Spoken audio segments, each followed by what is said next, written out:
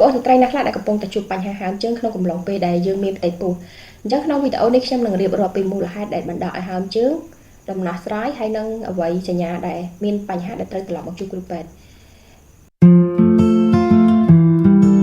មូលហេតុដែលបណ្ដាលឲ្យហើមជើងទី1នៅពេលដែលស្ត្រីមានផ្ទៃពោះការផលិតឈាមនឹងមានការកើនឡើងដល់ទៅ50%អញ្ចឹងnóធ្វើឲ្យជាតិទឹកនៅក្នុងខ្លួនហ្នឹងគឺក៏កើនឡើងដែរព្រោះនៅពេលដែលផលិតឈាមកាន់តែច្រើនទឹកក៏កាន់តែច្រើនក្នុងខ្លួនអញ្ចឹងវាធ្វើឲ្យមានបញ្ហាហើមជើងទី2នៅពេលដែលផ្ទៃពោះបងប្អូនកាន់តែធំវាធ្វើឲ្យសម្ពាធនៃស្បូនសង្កត់ទៅលើឆ្អឹងខ្នងសរសៃឈាមធំនៅលើឆ្អឹងខ្នងរបស់យើងហ្នឹងអញ្ចឹងវាធ្វើឲ្យឈាមរត់ត្រឡប់មកលើមកវិញមកកាន់បេះដូងវិញហ្នឹងគឺវាអត់បានសក់គ្រប់ជ្រុងជ្រោយទេអញ្ចឹងវាធ្វើឲ្យ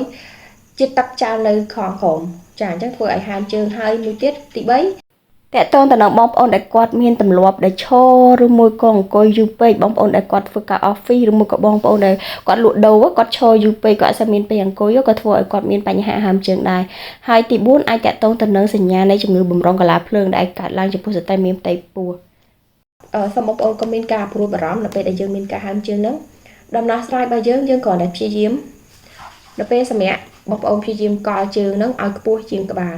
អញ្ចឹងយើងអាចប្រើខ្នើយកល់2ទៅ3ជាន់អីទៅធ្វើម៉េចឲ្យជើងរបស់យើងហ្នឹងវាខ្ពស់ជាងបេះដូងណាចាខ្ពស់ជាងក្បាលតិចទៅចាហើយមួយទៀត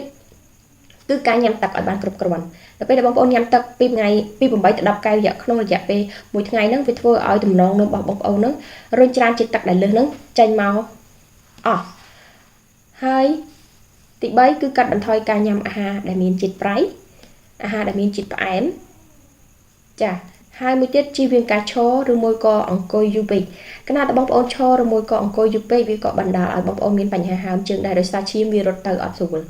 ហើយទី5យើងអាចប្រើប្រេងម៉ាស្សាជើងចាបើយើងនេះទៅយើងអាចប្រើប្រេងម៉ាស្សាជើងដោយឆ្លីពីចុងជើងមកកពួនជើងមកវិញអានេះជាដំណោះស្រាយងាយហើយបងប្អូនអាចយកទៅអនុវត្តបានតែបើសិនជាករណីដែលបងប្អូនមានបញ្ហាហើមជើង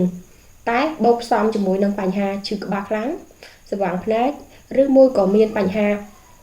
ហើមទាំងមុខហើមទាំងដៃហើមទាំងជើងទៀតអាហ្នឹងមិនមែនជាសញ្ញាល្អទេវាជាសញ្ញាគ្រោះថ្នាក់ដែលត្រូវតែត្រឡប់មកជួបគ្រូពេទ្យជាបន្តចាស់អានេះមិនលើកទឹកចិត្តឲ្យបងប្អូនសាកល្បងវិធីអីនៅផ្ទះទេបងប្អូនទៅតែត្រឡប់ជួបមកគ្រូពេទ្យវិញសង្ឃឹមថាវីដេអូនេះនឹងជួយដោះស្រាយនៅបញ្ហាបងប្អូនស្ត្រីទាំងអស់ដែលកំពុងជួបហើយជួយ Subscribe like និង share វីដេអូនេះដើម្បីឲ្យទៅដល់អ្នកផ្សេងទៀតដែលកំពុងជួបបញ្ហាចាស់ឬមួយក៏អាច comment នៅក្នុងវីដេអូដើម្បីសាកសួរព័ត៌មានលម្អិតបន្ថែមទាក់ទងទៅនឹងប្រធានបទនេះចាអរគុណ